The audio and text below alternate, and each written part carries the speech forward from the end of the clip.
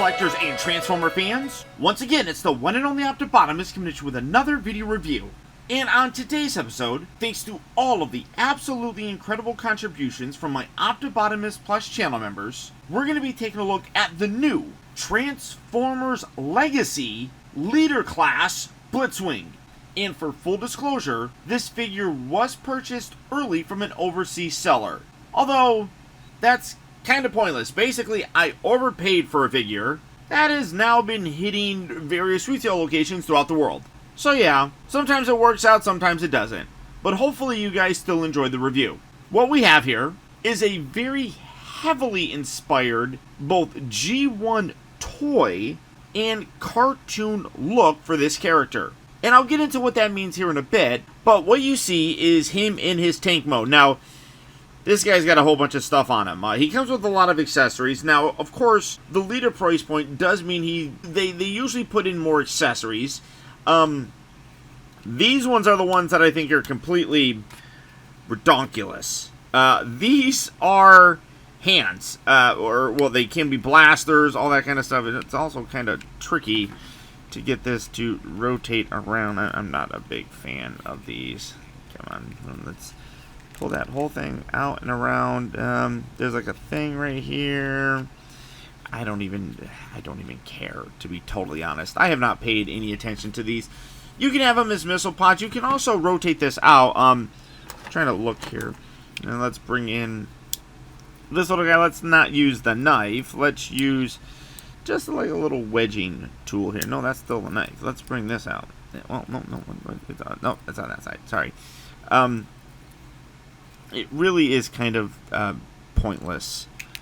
So, well, I just popped that whole thing off. But, I mean, isn't that supposed to rotate? I feel like that's supposed to rotate, and it didn't. I don't know. But you can do that. Oh, no, that's right. They just peg in. So you pull that out, and you can make hands for him. They're including a lot of these weird energy effect things lately, and I honestly don't know. I mean, you could articulate the fingers back like that. I don't know. You can plug it on his arm and give him giant energon arms, but I don't know the purpose of it, to be totally honest with you. I really don't see a purpose other than just giving us extra things to kind of, like I said, round out that leader class price point. That's really about it. And I don't think it's really all that necessary, because you get a very heavily engineered figure, and this all sorts of is ridiculous. There we go. I mean, it's a triple changer, so it makes sense that it's going to be heavily engineered and have a lot of stuff to go along with them with that. I don't know. I'm over these. Now, he also does come with some that are actually pretty good. He does come with a sword. It is a little bit softer of material than I expected. But you can see you got a purple handle down here. Really nice silver. I like the sculpt on there. That's really nice. You can see you can plug it in different places. And then he also does come with two blasters that you can plug here on the side. Both of these blasters are identical. But I love the fact that you do have those. And the sword, these are... Now, as I was talking about, this is a very heavily inspired figure from the original G1 toy. If you go back and look at it, and I don't have one, the original G1 toy did have the front section of or cockpit, I should say, of the jet mode that was fully exposed, which is what you have going on here. Now, the argument could be, well, you could have engineered it a little bit better and hit that a little bit easier. Sure. You could, or you could just say, hey, I'm going to make it look like the G1 toy and have that in there and not have to do too much of that. I do dig it. I think it's fun. For me, all of my figures are displayed in robot mode, so I don't really care too much about that sort of thing. And it also kind of plays into his jet mode, which obviously we'll take a look at. Now, the instructions, or a lot of the times that I see things, probably have these down like that. I like opening these up.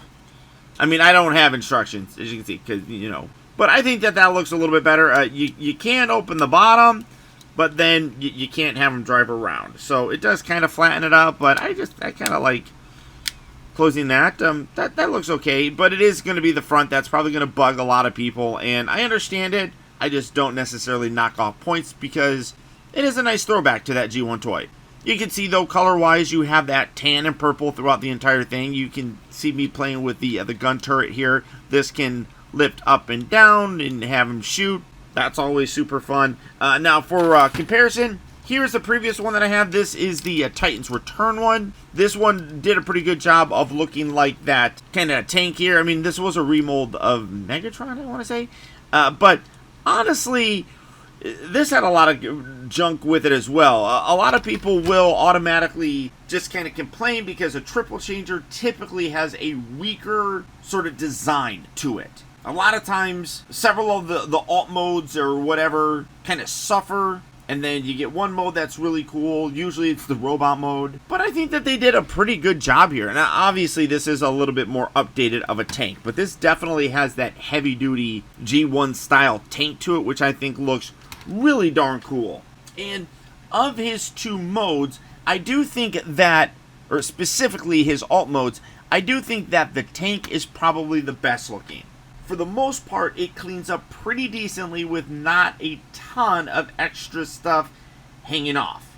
And we'll get into that obviously when we take a look at the jet mode, which, spoiler alert, is coming up right now.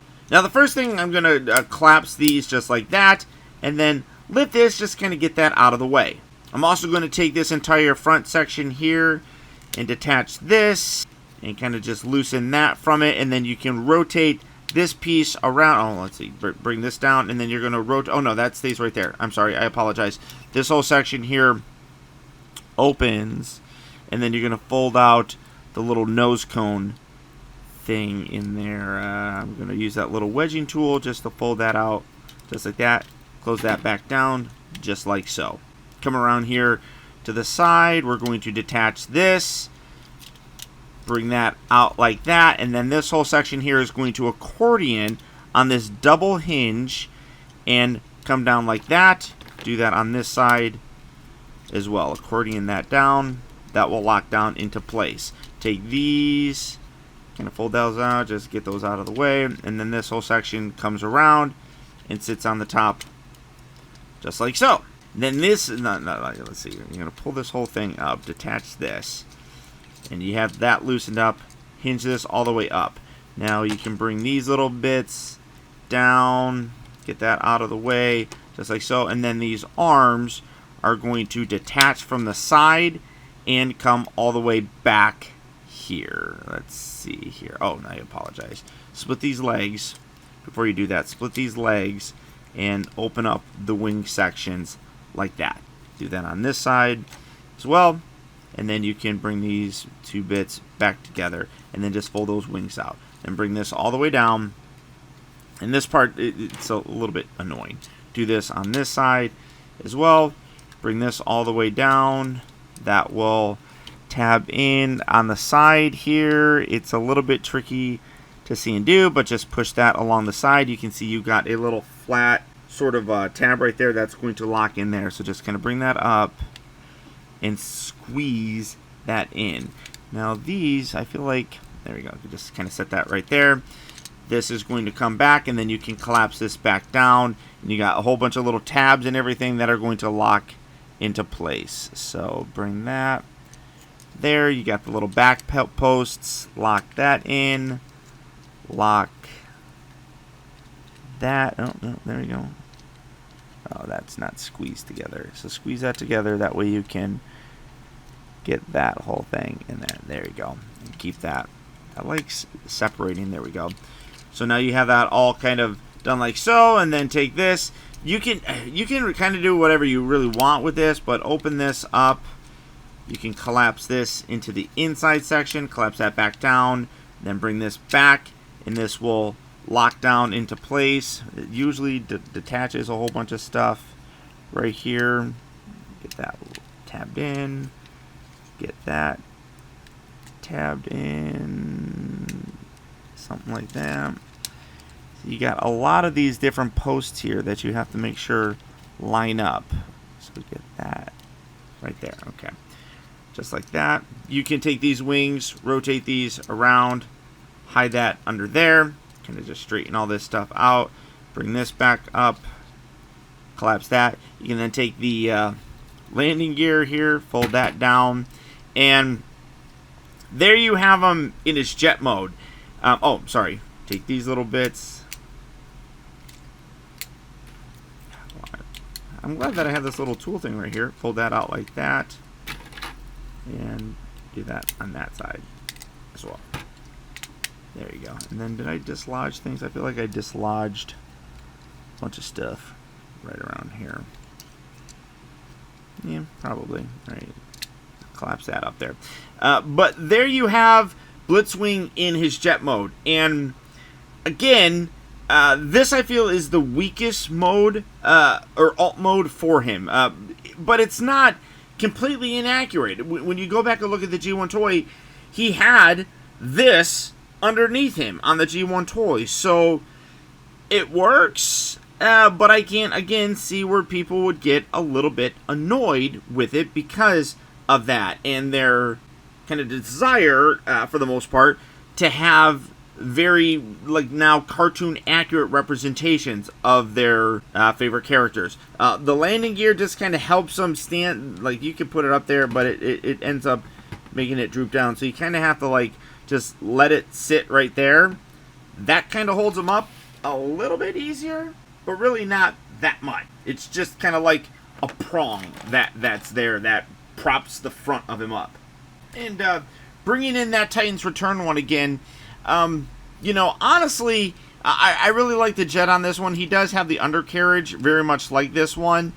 But I feel like the jet just looks a little bit better. From the top, you can see that neither of them really look bad. It's from the side here that things get a little bit more clunky looking. So he always had that undercarriage kind of thing. This, though, definitely looks a little bit more extreme for him. And I mean, again, there really isn't anything that you can do about it. But in terms of a tank mode, I do think that this one looks better. In terms of a jet, I do think that this guy looks a little bit better. A lot of it really comes down to personal preference, but here you can see that the tan and purple come through. You have a little bit more silver with like the Decepticon logo showing. You got that with the little fins here, the front section, a little bit more yellow accents. Again,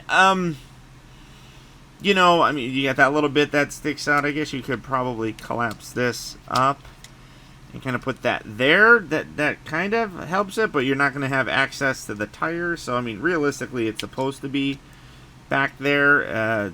I mean, like I said, there are definitely aspects that do make it suffer, and then you can bring out these stupid things and you can plug these in here. Well, I think you plugged it in with these or something like that. I don't know. This whole gimmick thing is just completely dumb in my opinion. You're supposed to be able to put it on here or something like that and have thrusters, but I mean, seriously, do you really need that? No, I don't think you do. But there you go. Now, transformation into his robot mode. We're just going to kind of manipulate all this stuff. Again, well, let's fold this back up. Fold that up. We're going to open the cockpit. I did not mean to open that part yet. So flip this around. Keep that down. Bring this back and around. Close that up. And then this whole section here, and tuck that little guy. And you're going to just kind of separate all this stuff. Just kind of pull them apart, basically. Just kind of do that. And then separate this. There you go. And then just hinge this whole thing up and kind of just get that out of the way for the most part right now. Come down here. We're going to play with his legs a little bit and his arms. So bring this up. That's going to lock into place. Do that there, locking that into place. Just kind of angle that around. You can rotate his head around at this point in time if you want to. That's going to be, there we go.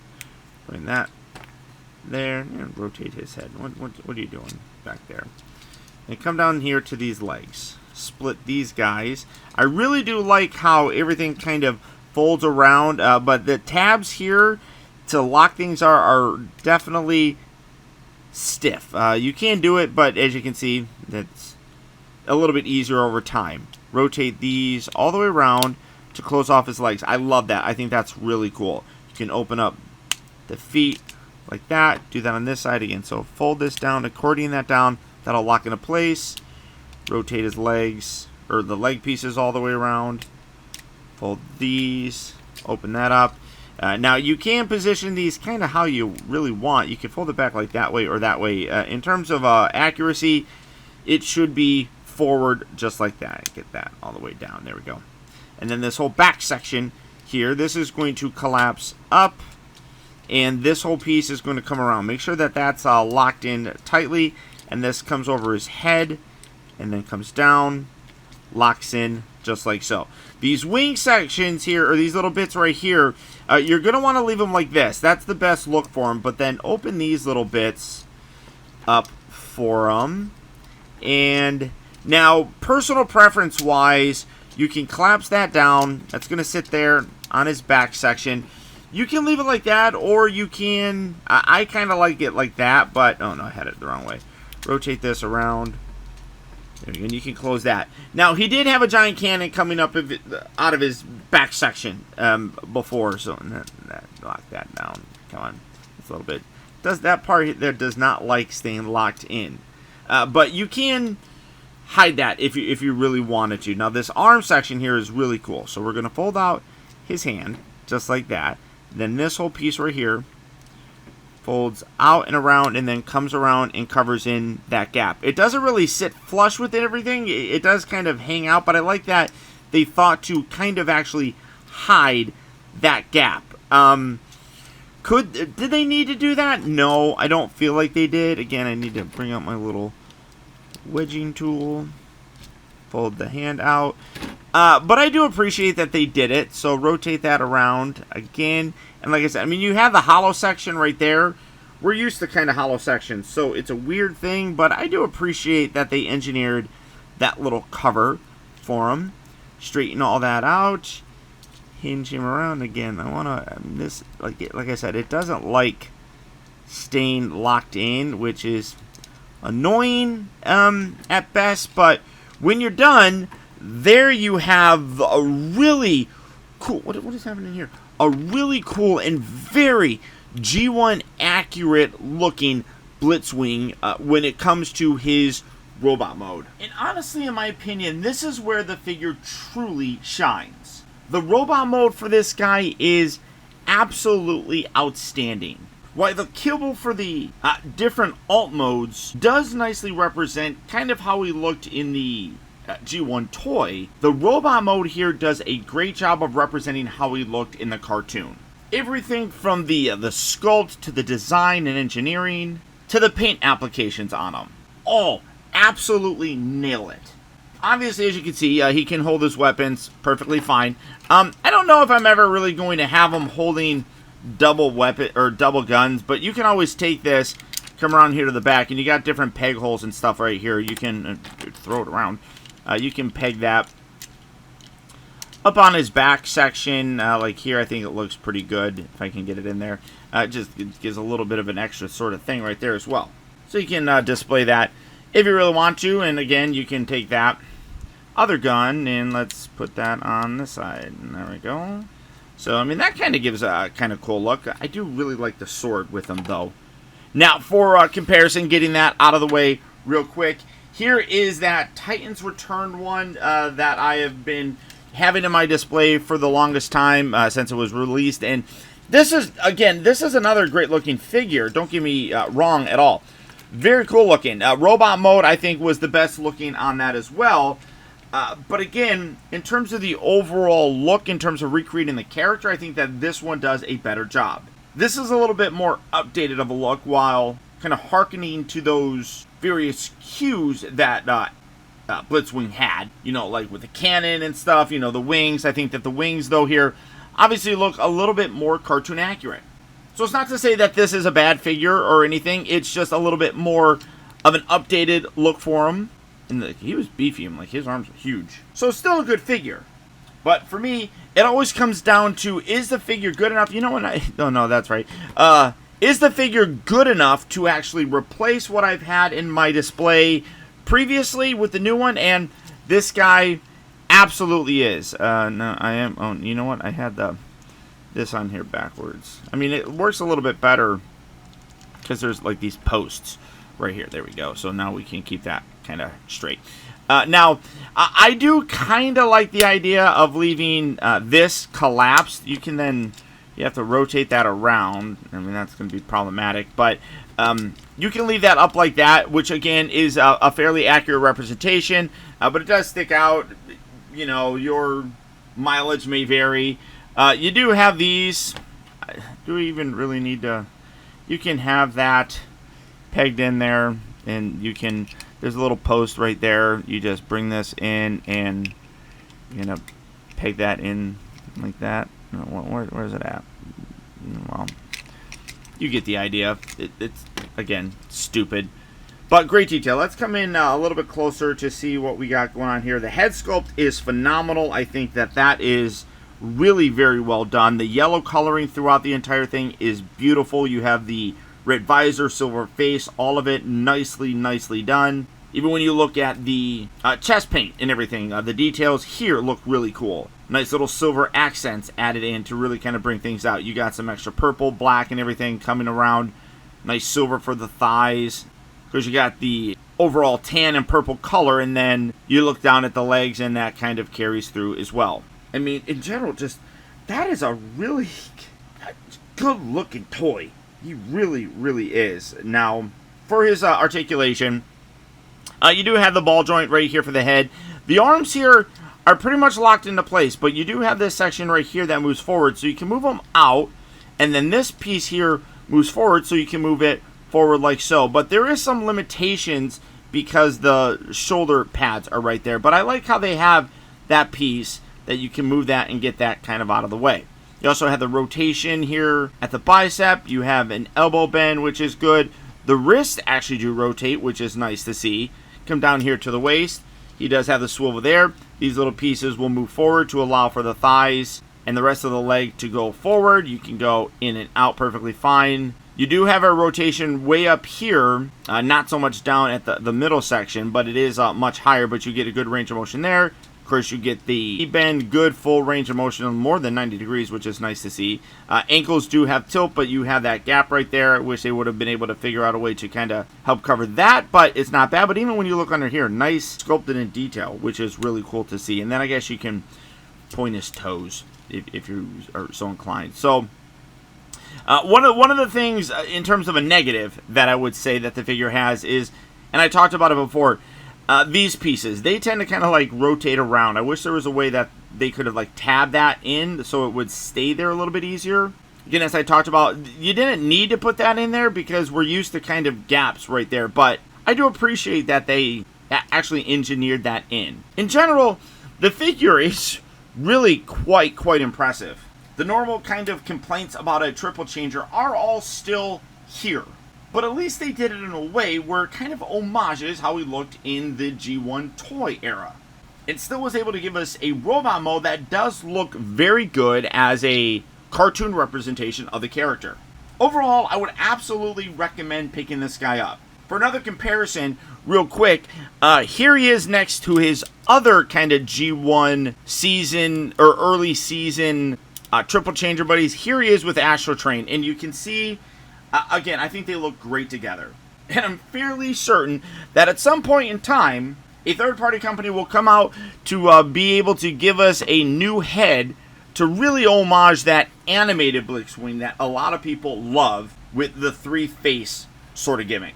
But there you go, guys. There's my look at the new Transformers Legacy Leader Class Blitzwing.